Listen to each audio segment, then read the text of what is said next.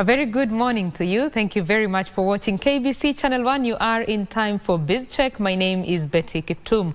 Over the next 2 hours, we have quite some conversations lined up for you. Our first conversation is on matters food security, ensuring that Kenya is food secure. What are we doing to get to that level? The second conversation will be on matters ESG, that is environment, social and governance. How are corporates ensuring that their businesses are being practiced in a sustainable and ethical manner? And lastly, the last conversation will be on matters managing the public wage bill. We shall be speaking with Lynn Mengich, who is the chairperson of the Salaries and Remuneration Commission. But first, we want to get into that conversation on matters food security. And in studio with me is Eliud Mutahi, who is on my far left. He is the project manager at Africa Harvest, as well as Fresha Mwebia, who is on my immediate left, the Chief Executive Officer at Jufra Food Processors Limited. Thank you very much for joining us. Agriculture is the mainstay of Africa. Kenya is, it's also true for Kenya. And of course, it employs majority of the population, and a lot of people depend it for income. We have seen at times that there are bumper harvests in one side of the country, another side of the country is missing food, and there are some issues there in terms of market linkages. So let's just start with where we are in terms of ensuring that our people are food secure. I'll start with you, Eliud Mutahi. Yes, good morning, viewers. I'm Eliud Mutahi from Africa Harvest, and we are here to discuss matter relating to our national food security. Yes, I agree. Sometimes even when you look from the time since October last year, even now we are still receiving a lot of moisture. And from the last season, we had a good harvest. Our stores could be full. But when we come to issues of matters regarding to the food security, we are discussing this matter in line with what our people are getting here. And this is a national issue. So when we talk about food security, we are not discussing about Rift Valley, where is our food basket, or Central, where we get milk and honey. We are also talking about Turkana, which is the farthest and sometimes affected by drought. If you go to record and data, we see in Turkana, food insecurity is more than 66%. So when you come to this matter, we really need to look to the people who are in Central Rift Valley and those who are in Turkana. Are they getting enough food? Because when we define food security in regard to the nation, is that everyone is getting food, and food under the Food Security Act of 2027 defines that is a basic human right. Everyone has a right to access food, and in where place people are not getting enough, the government is responsible for that. And in relation to agriculture, which was devolved, is a devolved sector at the county government. Now the county government bears the greatest responsibility to ensure its people get enough food. So when we discuss of bumper harvest, let's look into places like Turkana, where we have frequent drought. So it needs to cut all over the country, Right. and ensure that everyone is getting enough food. Right. And when we discuss food, we discuss in matter of accessibility and affordability. Even if we go to the supermarket and see the prices have gone down, has it gone down even to the person who is in area that is prone to drought? Yeah. All right. Let me bring in Fresha to the conversation. You've listened to what he's talked about. Of course, we've seen food prices being high. We've seen a slight decrease right now. How do we ensure food sustainability? Thank you, Betty. My name is Dr. Fresha from Jufra Food Processors. and I'm glad to be here. Food security. There are key things that if you don't talk about that, you will not be food secure. He's talked about issues of affordability. Food security is a right for every Kenyan. And it is important to ensure that every Kenyan is able to afford food. So when food has been produced, maybe one part of the country, and possibly that place it is affordable, but another one it is not affordable, it is an issue.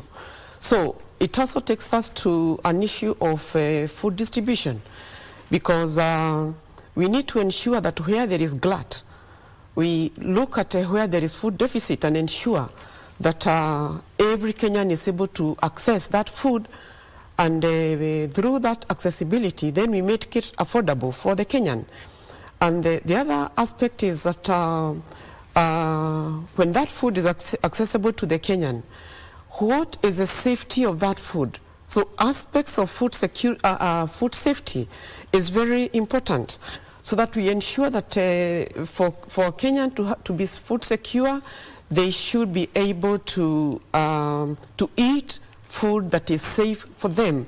And on top of that, is this food nutrition-wise secure, to ensure that as Kenyans are taking food, that food is able to do what it's required to do in the body, and lastly, the quality. What is the quality of that food? As that food, as we grow our food, there's so many aspects that we need to look at to ensure that that food is grown well, is produced well, it is stored well. Even in terms of distribution, it is distributed using the right channels, using the right mode, to ensure it is safe, it is secure, and Kenyans are able to access it. Right. Let's delve into the matter of distribution and accessibility. Of course, there was a time when we saw some parts of the country were going through drought. Another part of the country, cabbages and milk were being, going to waste. So where is the disconnect in terms of getting this food from where there is a bumper harvest to the people who actually need it? I'll start with you, Eliud. Yes, Kenya is not a very young nation. Now we are at 60. And if I could recall the statement said by our founding father, when we are getting we are celebrating our first, is it Jamhuri Day, he talked about poverty. He talked about illiteracy and diseases. And he said those are the things that he's going to fight. Up to now, 60 years, we don't have those structures. We don't have good structures to fight poverty. People are still dying or are still going hungry. In record, we have 36% of our children have stunted growth. Where are we going wrong in food security? In fact, even you check the SDGs, the three that anchors the 17 SDG is no poverty, zero hunger, and good health and well-being. Those are the key agendas that anchors development of a growing nation. So we must look at our structures. Where are we going wrong? Is it in production? Is it in post-harvest management? Because those are the two key areas where we are able to sustainably feed our nation. 30% of the harvest go to waste. We need to put good structures to ensure that food is not lost. We need to put good structures on production. You find an acre of land, if we consider meat production, is giving us less than 20 bags, of which if we can maximize on production, it can give us more than 40%. So we need to look on to those structures where we produce, we increase the productivity and production of our art, and then we check on food losses. Yeah, those are the two key areas we need to check on. Right. I see you, Dr. Fraser, nodding your head in agreement there. Please share your sentiments on that. Yes, thank you. On top of those structures, there are things that we need to bring on board, issues of innovation and technology. I remember during COVID 2020, the country was locked. And that time I was working in the Ministry of Agriculture. And the technology that was used to monitor food under lockdown was GIS, that was able to bring to the attention of the policymakers where food is, where there is glut, and where there is deficit. And then from there, the structures is talked about, distribution structures, storage structures, and all that. There was support to ensure that that food is transported from where there is a surplus to where there is a deficit. And during that lockdown, we never heard of any Kenyan dying of starvation.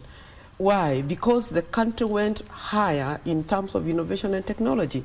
And we need to continue doing that to ensure that we don't go back or we don't slide back.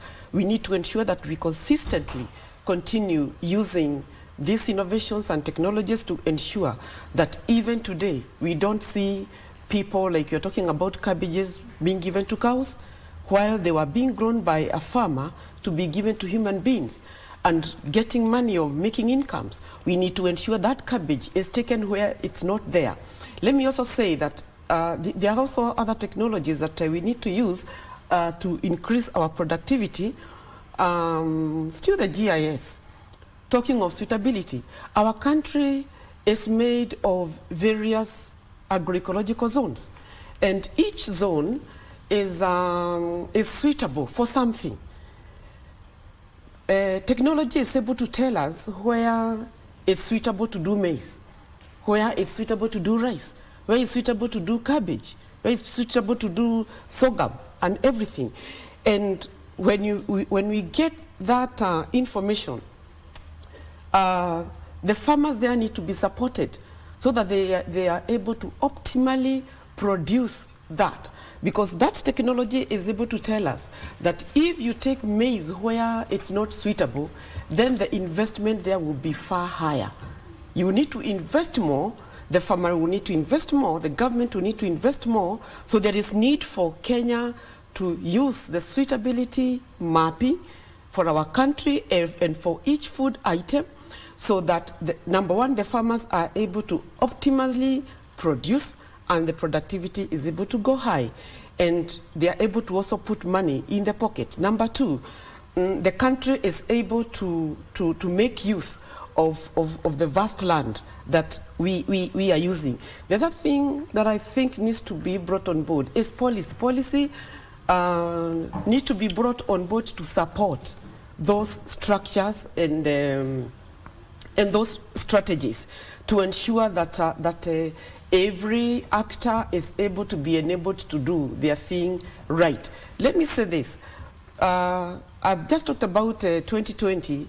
There was almost a direct policy that was able to support the private sector, you know, because the private sector is able to when they know that there is milk that is being poured in Nyandarua, they have mechanisms of immediately, without a lot of protocols, go to Nyandarua, get milk, and take it to where it's not. Mm-hmm.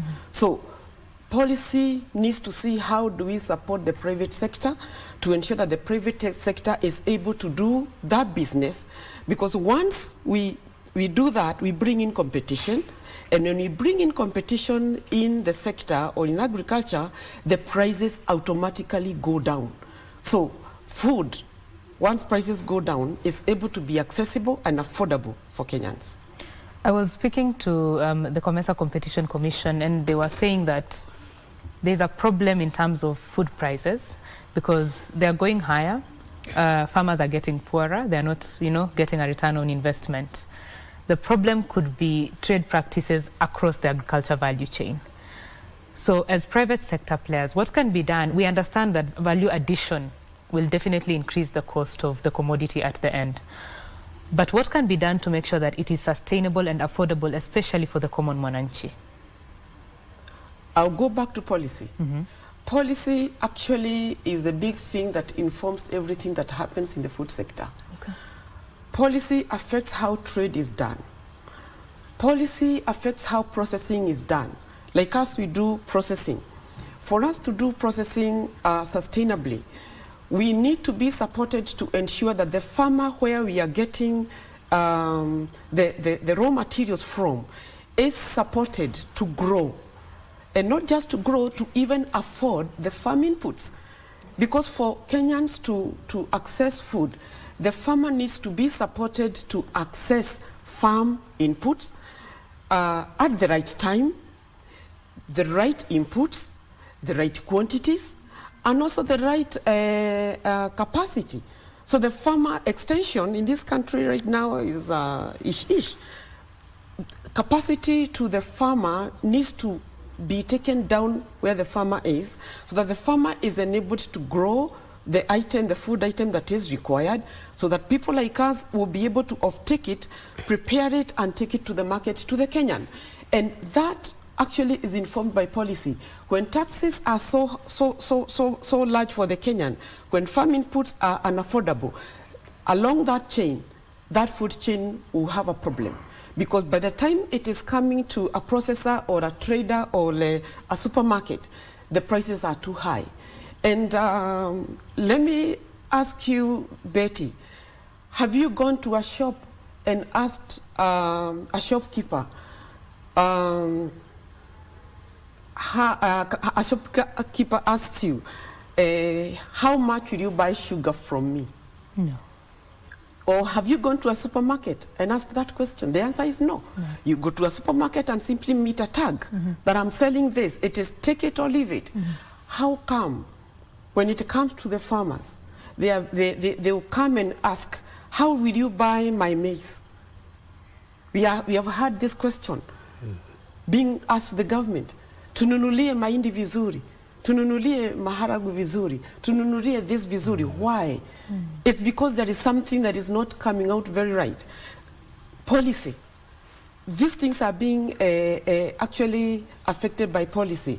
The policymakers, and especially in the agriculture sector, need to actually realize that every Kenyan, irrespective of which sector you are in, at the end of the day, in the morning, food will be required on the table, the breakfast table. Lunch, the same. Tea break, the same. Dinner, the same. Meaning that it is a major sector that needs to be addressed very seriously. Yes. Two, if you look at maybe the funding in the sector, I hear right now it's around 3%. But according to the Marable Convention of 2063, we are supposed to be at 10%. We are very, very far. Yet every Kenyan, irrespective of where you are, even you at KBC, you're in the media, you need food from morning to evening. So policy needs to address this sector. Policy. And not just that, look at the chain that this food is going through, all the way from the input suppliers. Can they be enabled to do that business at input supply level so that the farmer is able to access inputs the right time and when they require them and what they require? Okay. Then when the farmer is able to do the right thing because they have the right inputs, then they are able to do the right thing. They're able to put their money in the pocket, right, and they're able to push that food to trade. That food is able to go to the supermarket. That food is able to come to the table, including this water. This is food. Right. Yeah. Thank you, Daktari, for that. Eliud, I'd like you to chime in on that matter. Jufra does, we are working, Africa Harvest is working very closely with Jufra, and also partnering with other organizations with a project for drought tolerance crops. And when she talks about agriculture, especially on extension being issue, when this sector was devolved, the model changed, the system changed. It now became a demand-driven service where farmers are now supposed to go and acquire information from the sector, rather than what used to be. Those who remember those old days, extension officers used to visit farmers. They have lead farmers, they give them equipment for farming. Was it? There were spades, there were forks, jebbes. In every village we had lead farmers. Extension officers went to scout crops. How are they performing? These days, once because of fundings, there are no such services. Farmers are the one going to acquire the information. Then we look at the age bracket. What is the farming average age? It's more than 60%. The non-productive consumers are more than 84%. Those people who are being fed are more than 8%. The people who have been left to farm are the old age. They will no longer concentrate on the high extensive farming system. They will just go for subsistence, for what they can provide for themselves. And she talked about policy in the education. We have compulsory subjects, of which I know there is mathematics, there is English and Kiswahili. We heavily rely on agriculture. If there could be a change of some compulsory subject, probably we had agriculture in that line. A lot of our young people would understand what is agriculture and what it means for future generation. So let us not leave the old age to do farming for us. Let's involve the young people. And we have that program that we are working closely with you for Africa Harvest, is engaging youth in the farming system. And we have very many nodes where they can plug in. We have in seeds production, we have in production, we have in transportation, and we have in trade, the processing, value addition. There are so many areas youth can be plugged in producing for a nation. Yes. I think for the young people, they do not want to look at agriculture as the way most of our parents used to look at it. They want it to be a business that you can, live off of, something profitable. Exactly. And one area that they can easily plug in is the innovation and technology bit of it. And understanding that climate change impacts African agriculture a lot. How do you foresee African agriculture, Kenyan agriculture as well, moving into climate smart practices? I'll start with you. Yes, thank you very much. Actually, in the in the project and Africa Harvest, as Jufra, we are very grateful because Africa Harvest has come in and done a great thing because they have come and mobilized the farmer. And he's talked about the youth.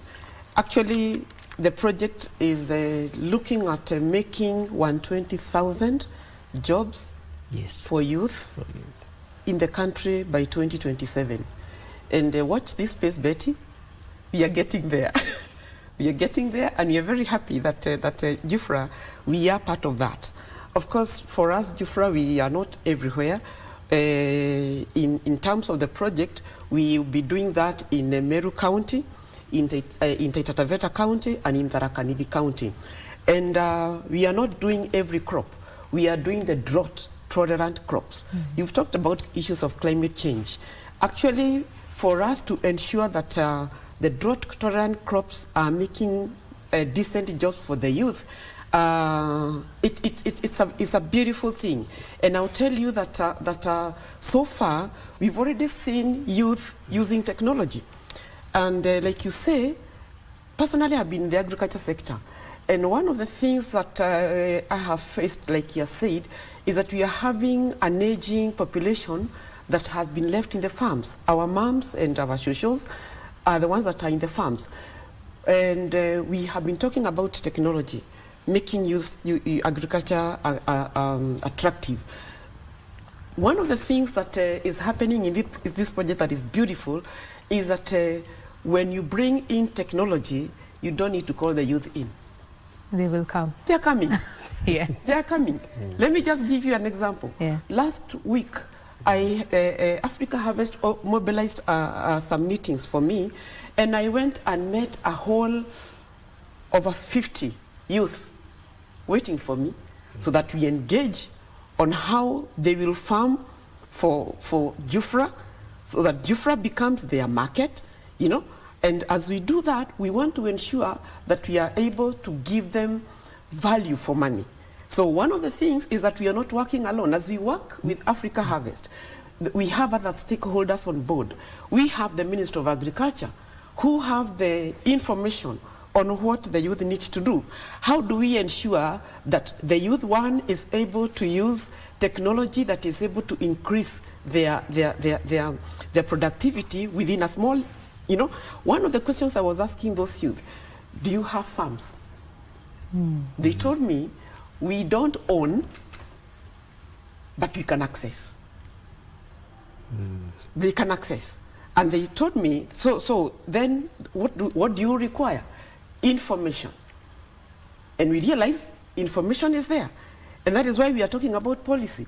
There should be enablement to ensure that farmers are able to access this information. And the youth told me, if we are able to put money in our pockets, hatuendi mahali, na hatutaki jobs za nje, tunataka kufanya kwetu Kenya, ukiona mam akigrow, ukiona watoto wako wakigrow, si ukiwa ngambo.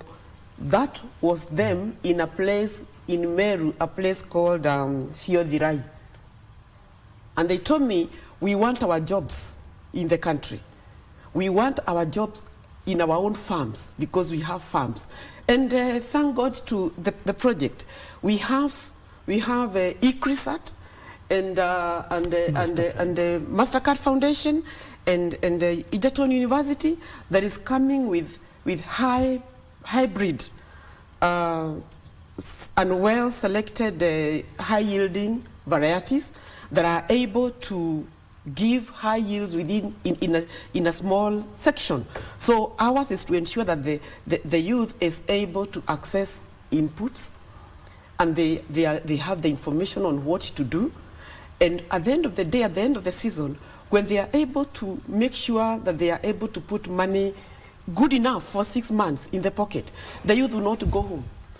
And so I was able to do contracts with them, that they will be growing the sorghum for Jufra, they'll be growing the finger millet for Jufra, they'll be growing the pearl millet for Jufra, so that on my side, I'll be able to prepare that food and bring it to Nairobi, where you don't have sorghum, where you don't have the farms, in Mombasa, and in other urban centers, and also to the Kenyan population.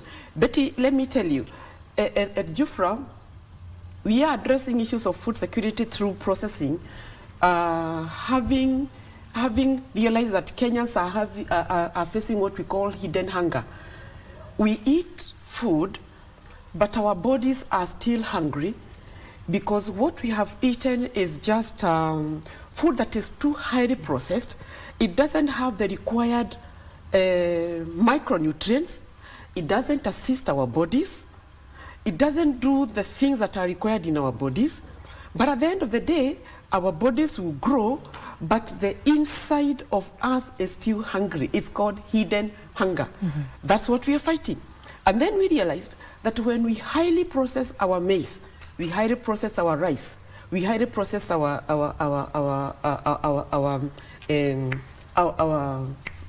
wheat, we are actually finding ourselves in hidden hunger.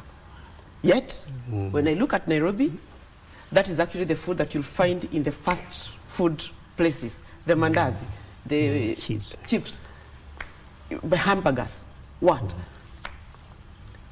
And a research that was done by the Ministry of Agriculture, headquarters here, and the Ministry of Health in 2018 brought out that aspect that Kenyans, we are facing hidden hunger. It was done in the 47 counties, and hakuna county haikuwa na vitu tatu mbaya. Either there is an issue of a high preference of non-communicable diseases, or there is an issue of low intake of food, or there is a over nutrition or undernutrition, okay, or micronutrient deficiencies. Those 4 issues were in all the 47 counties. That map is there. And meaning what? We are facing hidden hungers, but our bodies look okay. Right. No wonder you find even diseases. We are very prone to diseases. We are very susceptible to diseases. Okay. So we are coming in because that research also told us that in Kenya, we have foods that are going to take care of those issues. And DTCs, incidentally, these are what in Kenya we have been calling traditional foods. The sorghums, the millets, the palm millets, the dengus, the njahe, you know, the cowpeas. Those things are our indigenous food here. Right. They have all that we require, yeah, to breathe, to take care of hidden hunger. So that means there is need for a lifestyle change among Kenyans. And there are people who've been calling them slow foods. You know, the way you go for chips, that is fast food. Now this is slow food. So what can be done to ensure that more people are moving in that direction, taking the traditional foods? And this will be probably our last question before your closing remarks, so please keep it short. Eliud. Maybe before I address that question, yes, when it comes to agriculture, the space, agricultural land, is being pushed far away from the highlands we knew to now the semi-arids, arid and semi-arid. And as Dr. said, we now need to move from maize to other traditional crops with improved variety that can perform better than maize. We understand the change in climate. We are having drought and sometimes extremely bad temperatures. And as Africa Harvest, we are now in 14 counties dealing with crops that are suitable in that area. Kenya, we have a lot of research information that is gathering dust in our research institutes. And as Africa Harvest, we are there to link the research institutions and the farmers. Let the information, we have enough that have been researched for our country. Let's now take that information to our farmers. Let's not over-rely on maize. There are other crops that can perform better than maize in those areas. If you to go to Kiambu, now Kiambu is turning to an estate rather than the coffee plantation we used to know. So we need to be very careful. Okay. We need to talk more about technology, the use they are getting, but where will they get food? They need food. Right. Yeah. Right. So I will give you 30 seconds each to give me your closing remarks. Kindly, Daktari. Thank you. We need to up our game in terms of sensitizing Kenyans on health feeding, because when you feed well, you actually keep away diseases. And God gave us a good country, a good land, with good arable land. And it's like there is nothing that cannot grow in Kenya. As we have been doing with Africa Harvest, this sensitization is only in 14 counties. And I believe, I'm very happy that here we are now talking to Kenya. And I would request that this doesn't become the last time that we are here sensitizing Kenyans on ensuring that we are able to eat crops that are growing in our ASAL areas. These are ASAL areas that for a long, long time were like forgotten zones. Today, these forgotten zones are able to give us crops. And that is why the Africa Harvest and the ecosystem where we are part of, we are seeing a lot of light at the end of the tunnel, because as we start engaging youth, we can see excitement, we can see, you know, they are coming out of their own volition, they are not being pushed, we are not giving them money to come, we are not giving them lunch to come. They are coming because they know what they are looking for. Some of them have already started putting money because they are using technology now to do what they are required to do. So I would say let's up the game in terms of conversation, so that these DTCs will be in other counties, because it's not only the 14 counties that are experiencing drought or climate change impacts. Even others are experiencing. So let's have a concerted effort as all stakeholders in Kenya, because we are all eaters. Right, we are all eaters. Thank you very much, Daktari. Eliud, 2 sentences, please. Okay, to the youth, we have enough land, and there is opportunities in agriculture. Let's transfer that technology to agriculture, and let's build our nation. When the old age is gone, who will provide for us? That is a very good question, and a good place to end the conversation. If you're a young person who is watching, it might be time for you to get into the agriculture space. I have been speaking with Eliud Mutahi, Project Manager at Africa Harvest, as well as Dr. Fresha Mwebia, who is the CEO at Jufra Food Processors Limited, just giving us their insights on how to achieve food security for this country and ensure that the systems work. Well, this is Biz Check. When we are going to take a break. When we come back, we talk about corporate practices that are sustainable. Do stay with us.